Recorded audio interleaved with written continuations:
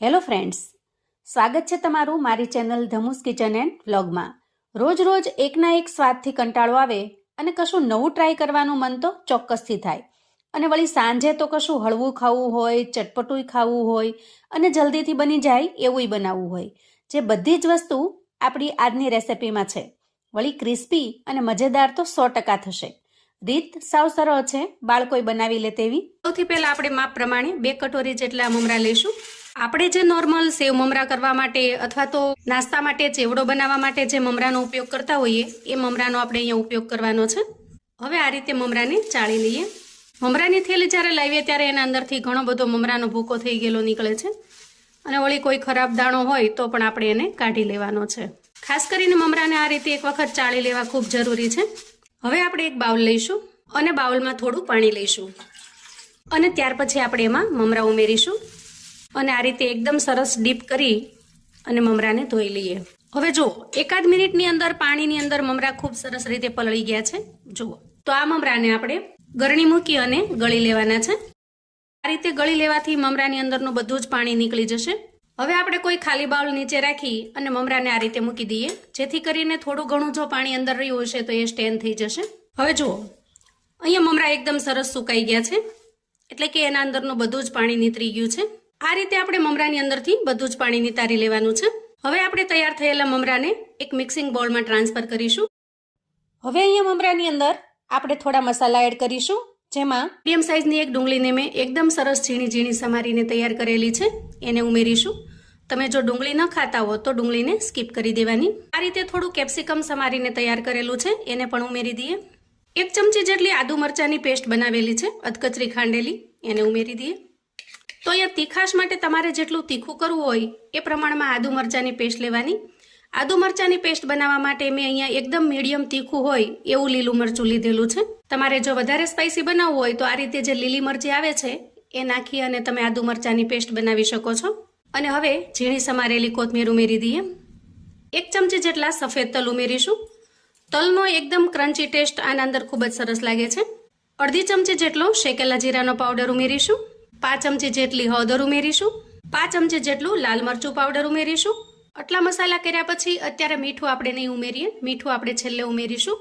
એકદમ ટેંગી અને ચટપટો ટેસ્ટ લાવવા માટે આપણે અહીંયા અડધા લીંબુનો રસ ઉમેરીશું। પણ હા, જો તમને લીંબુનો રસ ન ફાવે તો તમે અહીંયા 1 ચમચી જેટલો આમચૂર પાવડર ઉમેરી શકો છો।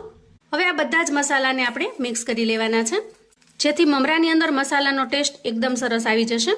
હવે આ રીતે મમરાનું મિશ્રણ તૈયાર કર્યા પછી આપણે 5 મિનિટ માટે ઢાંકીને મૂકી દઈએ અને ત્યાં સુધીમાં આજના નાસ્તા માટે એકદમ ટેસ્ટી અને ચટપટી એવી ચટણી બનાવીને તૈયાર કરી લઈએ।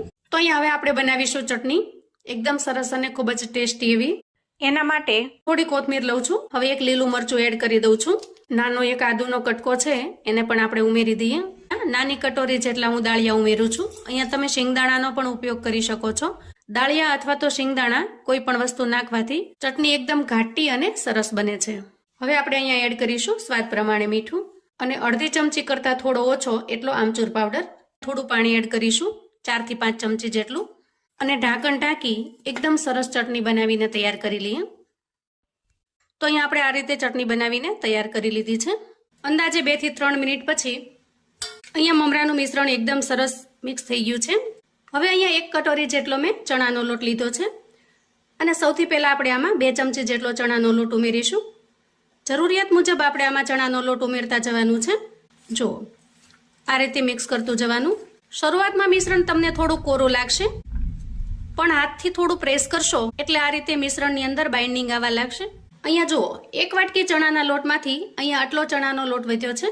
આ રીતે મિશ્રણ તૈયાર થઈ જાય એટલે આપણે એમાં સ્વાદ પ્રમાણે મીઠું ઉમેરી દઈએ અને પછી સારી રીતે મિક્સ કરી લઈએ।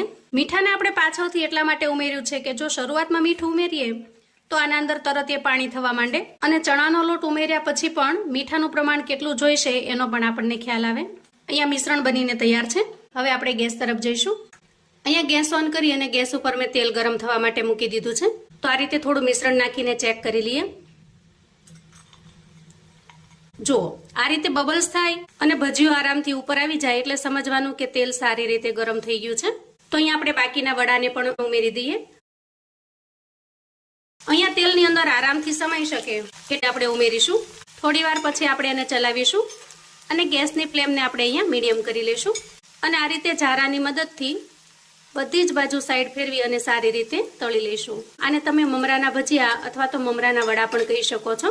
તો આ રીતે અંદાજે 2 થી 3 મિનિટ સુધી આપણે એને સારી રીતે તળાવવા દઈશું. તમે જુઓ એકદમ સરસ ગોલ્ડન બ્રાઉન કલર થઈ ગયો છે. જોતા જ આપણને ખાવાનું મન થઈ જાય એવા સરસ ક્રિસ્પી બન્યા છે. તળવા માટે ખાસ પેશન્સ રાખીશું. થોડી ધીરજથી તળીશું તો એકદમ સરસ અંદર સુધી સારી રીતે તળાઈ જશે અને એવા ક્રિસ્પી વડા ખાવાની પણ ખૂબ જ મજા આવશે. અહીંયા બધા જ વડા સારી રીતે તળાઈ ગયા છે.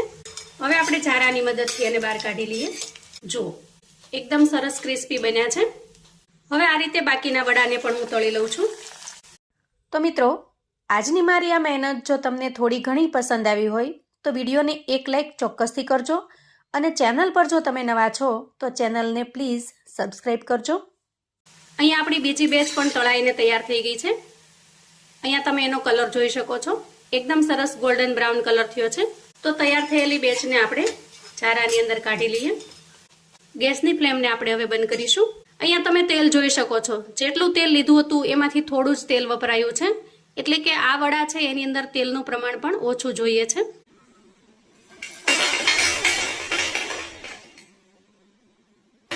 તો જુઓ એકદમ ક્રિસ્પી અને ક્રન્ચી એવા મમરાના વડા બનીને તૈયાર છે. અહીંયા તમે એનો અવાજ સાંભળી શકો છો. વિડીયો ગમે તો લાઈક અને શેર કરો. તમારા સગા સંબંધી મિત્રોને પણ આપણી આજની આ એકદમ ક્રિસ્પી ક્રન્ચી એવી મમરાના વડાની રેસિપી ચોક્કસથી મોકલી આપજો.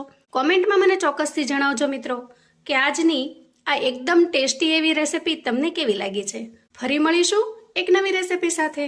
ત્યાં સુધી આવજો મિત્રો.